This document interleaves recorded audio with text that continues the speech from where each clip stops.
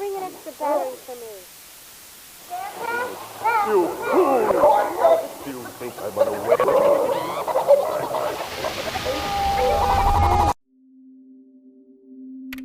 Dear Activision, my name's Jarvid and I'm a filmmaker and game designer in Sydney, Australia.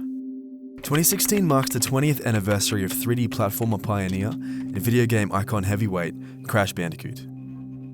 The series tasted that same sweet, distinguished air as home console heroes Super Mario and Sonic the Hedgehog after only 2 years with glowing reviews and massive sales. Crash connected with the public in a big way, but at the turn of the console generation, began to lose his way and the series came to a sudden halt 6 years ago. So Activision, as you're the current holder of Crash's development rights, I'm addressing you in this essay to present my case for what I believe is the cause of Crash's terminal failure, and hopefully in turn, provide insight into how the series could be revived. I'm labeling this essay, Crash Bandicoot, and an icon decline.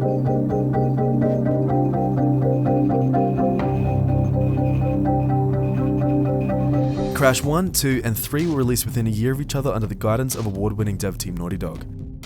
All 3 titles were met with critical acclaim and praised for their creativity and ingenuity. Crash Bandicoot 3 Warped released in 1998, which outsold all of the biggest platforming titles that year, including Banjo-Kazooie, Spyro the Dragon, Abe's Exodus, and even Sonic Adventure. All 3 Crash games sit in the top 10 best-selling PS1 games of all time, and Warped rates the highest in the series, with 91%. So, why is it that we see this significant drop in ratings in the Crash Bandicoot games that followed the original series? Well, between Warped and Wrath of Cortex, there was not only an introduction of next-gen home video game consoles, but an exchange where we saw Naughty Dog pass over their development rights to different teams. Something was clearly lost in translation when these new developers tried to execute their vision of Crash, and this is what I want to discuss here. I want to put into 3 words the core creative essence of the primary games, and then put the secondary titles under the lens of this assessment to determine why and how these developers failed to engage audiences as successfully as the originals. So let's start from the beginning. The first Sony PlayStation console hit North American shelves in September 1995, with Sega Saturn launching that same month. Nintendo dropped their N64 console a year later in June 96, and the polygonal era was officially upon the public. The platforming genre at this time had existed predominantly in the 2-dimensional space, with only a few minor titles pushing that 3rd dimension like Jumping Flash on the PS1, but no 3D platformers existed in the mainstream until 96. The only notable 3D platformers to be released that year were Bubsy 3D, Super Mario 64, and Crash Bandicoot. Mario 64, which is undeniably the figurehead game for 3D platforming, places its importance on level architecture and character control of feel, which is brilliant. Visually though, Mario 64 is just nonsense. Mixed textures and conflicting colors, while no doubtably intentional decisions made by Nintendo, remain relatively forgettable, and Nintendo cleaned this up in their DS remake. Now, to bounce this off Crash Bandicoot, which released that same year, highlights the reason the Crash series began as strong as it did. Not only does Crash present a strong execution of a platform game, the architecture surrounding these levels are brimming with lush detail. Fleshed out flora and fauna species, incredible attentions to detail in nature, man-made objects, and the enemies. All of which aren't essential to Crash's core gameplay system, but are used as the foundation for Naughty Dog's level design. Trees, lily pads, wooden structures, industrial design, etc. They've used nature to build their levels, which isn't anything to turn our heads at here in 2016, but in 96, this was new in the 3D platforming space, and Naughty Dog knew it. Mustache Man, your worst nightmare has arrived. Pack up your stuff. I got a little surprise for you here. Check it out. What do you think about that? We got real-time, 3D, lush organic environments. A fixed camera angle allowed for an increased polygon draw distance, but this still had its limits. With a limited polygon count allowed on screen at any given time, Naughty Dog used a new technique called occlusion culling to keep these polygons balanced. In short, you could hide a dense group of polygons behind one larger polygon until those vertexes were needed to render the stage out as it comes into view. This means every hill and valley, structure, and leaf positioning are strategically placed throughout each level to conserve polygons and avoid any system lag. Hacking the original PlayStation's hardware was the only method of achieving this occlusion technique, but hitting the hardware directly went against PlayStation development guidelines at the time. In a 2011 article on the subject, Original Crash creator Andy Gavin explains how Sony's very own internal development team had attempted to compete against Crash with a title called Jalapeno Harry, but was later cancelled after failing to achieve anything close to the same visual complexity on their own hardware. In Crash 1 and 2, the maximum distance at which you could see any polygon was about 70 meters. In Crash Warped, we've opened that up to 700 and some odd meters. Crash Bandicoot as a game is a visual and programming marvel, so the word beautiful seems appropriate to use for Crash's creative essence. And this doesn't just relate to the polygonal density. And the line art is a more finished artwork that leads eventually to being a color key, which has the actual palette of that level. While bright and beautiful, we see the color palettes chosen in each stage exist to complement Crash's orange and blue design. From deep greens and sandy brown jungle landscapes to the cold steel greys of Cortex's industrial levels. What's more, we're shown impressive uses of particle systems in the lighting engine. Naughty Dog broke ground technically and were praised by critics for their water physics across all three original games. Sound designs were ambient and weaved in and out of the music to create feelings of space, and the soundtrack itself exercised artistic restraint in its melody minimalism. Thus, beautiful is our first chosen word. The second word I want to argue in Crash's creative essence is the word sharp. This sharp concept relates to a few different areas, but the main one here is in the character design. Generally in character design, we use something called shape language.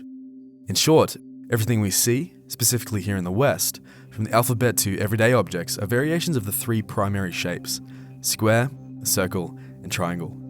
We've learned that we associate certain emotions to each of these shapes, and character designers, sometimes obviously or subtly, implement these shapes in their design to help their characters convey a certain personality. The square commonly represents stubbornness, pride, strength, and simplicity, while the circle conveys a softness, friendliness, and trust. The triangle is associated with danger, unpredictability, and wildness. If we take a look at Crash's original design, we see his makeup consists of all triangles, from the body shape, the snout, the hair, the ears, to the eyebrows. There is a sharp edge to his design, and this communicates his persona of insanity to the player strongly enough. I recently interviewed original Crash composer Josh Mansell, and he speaks into this. It goes with the character design. Crash stuff is kind of angular, you know what I mean? It has this kind of like sharp look to it, and when I listen to the Crash music, I'm like, oh yeah, this is like kind of this, you know, busybody percussion stuff has this kind of like pointillist vibe about it, which kind of goes with the pointy nose and like, you know. Yes. I can't believe that you just said that, because I'm working on a case study. The way Crash controls also falls under this umbrella of sharp. Huge steps were made between Crash 1 and 2 in the way we relate to the character through the controller. From only a jump and a spin in the first game, to combo linking in Crash 2 with slides, high jumps, slide to high jump, slide to high spin jump, and belly flops. More power was given to the player, and his moveset was quick, sharp, and precise. This created an energetic relationship to those beautiful environments I already mentioned, and how he had to navigate certain areas with speed and quick thinking. And so, sharp is the second chosen word in Crash's creative essence, through the energetic controls and the angular character design communicating a sense of insanity, which bleeds perfectly into my third and final argument. Insanity. Crystals. Of course. The most subtly underlying yet completely obvious technique in the series is Naughty Dog's insane combination of different designs. We mentioned briefly how Crash visually pops out against the environments, and this concept carries over here. Naughty Dog emulated the ambience and feeling of real-world places, from detailed native Mayan architecture to steel and metal power plant design. The inspiration for these levels called upon real places, and everything that populates these areas makes sense. But what doesn't make sense? An orange anthropomorphic punk rock Bandicoot with a mohawk, jeans and Chuck Taylors, bashing through these ancient landscapes. A common advertising technique is used where mashing together two things that don't naturally belong can create something compelling. Naughty Dog has used this technique here in Crash's overall visual aesthetic, and it's definitely interesting. Referencing again Mario 64, Nintendo's color scheme, as bizarre as it is one that matches Mario's character design, and it works. In other words, Mario feels like he belongs here. In Crash 1, 2, and 3, our protagonist doesn't belong where he is. A 20th century Western character design against an ancient backdrop untouched by the modern age, or a futuristic laboratory riddled with robots and laser dance parties. The juxtaposition was insane, but it seemed to be connecting with the public. We have the insane motives and characteristics of the villains, Cortex turning animals into servants, and Brio's and Njin's mad scientist persona, Pinstripe and Ripperoo's overall insanity, and Uka Uka's lust for evil. Destroy you! And finally, we can see that Naughty Dog knew what they were trying to achieve in the game's overall character from the title of the very first playable level in the series, Insanity Beach. Beautiful, sharp, insanity. Summing up, these three themes don't exist in separation from each other, but, as we've discovered, seem to be continuously and intricately bouncing off one another from beginning to end. These themes have covered everything from visual and sound design, subtleties and character personas, to gameplay. The primary games are strong. They have polish, they pushed boundaries, and Naughty Dog clearly perfected a compelling gameplay formula over the course of the trilogy, and it sold millions.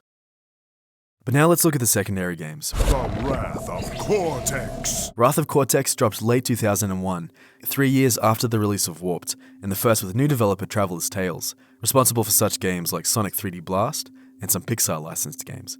It sold well, coming in at 7.2 million units sold across the PS2, Xbox and GameCube, but like we saw, didn't connect as well as the originals, coming in at only 66%.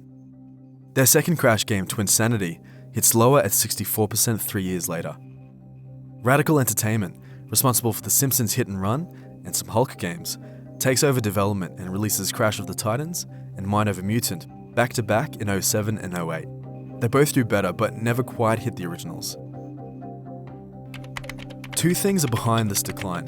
The first is a case we've seen time and time again in the video game scene: failure to jump gens. It's an interesting problem and an interesting corner of the entertainment industry.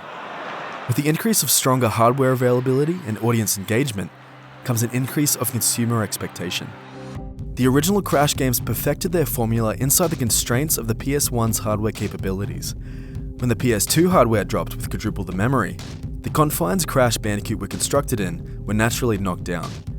This happened the same time Naughty Dog let go of their development rights, and this is the second problem. It's a classic case of cover band syndrome. As much as you learn and practice the parts to that song will only ever exist as a projection of what you think that song is to you. These new developers studied the game itself without studying the developer behind it. The creative essence established by Naughty Dog became muddied in the water of weak developer projections and new consumer expectations, resulting in games that are too self-aware. I've been doing this for 10 stinking years. Back and forward, back and forward. One-off gameplay gimmicks are reused in Wrath of Cortex, while rounder and bouncier visuals are introduced, moving against the grain of Crash's sharp precision-focused formula. The insane character personalities in Twinsanity remain relatively intact, but the execution is off-center. It uses a sillier and more slapstick approach, which, for lack of a better phrase, doesn't feel quite right, and at the same time, move to a more, quote, open world, end quote, landscape. In the originals, the focus is predominantly around progress feedback. The challenge is in completing your overall progression percentage, and collecting crystals, gems, and relics are the means to that 100%. This completionist's dream is sacrificed for a forward open world progression, and this continues through to Radical Entertainment's interpretation. While also open world, Crash's character design on these last two games evolved to a fuzzier, more animalistic aesthetic, which come with a bouncier cartoon animation set. Putting these games under the lens of beautiful, sharp insanity reveals holes in the foundation of where that fanbase stands. So where to from here? Well, Activision, you and Sony have been teasing us for a few years now on the subject, so I have no doubt that you already have something in the works. But I hope this assessment illuminates something about who exactly is excited for a new Crash Bandicoot game, and why. Personally, I'd prefer the bones of that Bandicoot to stay buried, but still, I'm interested to see what you bring us. Being the 20th anniversary of the series, the time feels right again for something new, and I would love to experience again that romantic world of beautiful, sharp insanity. Thank you for listening. Love, Javed.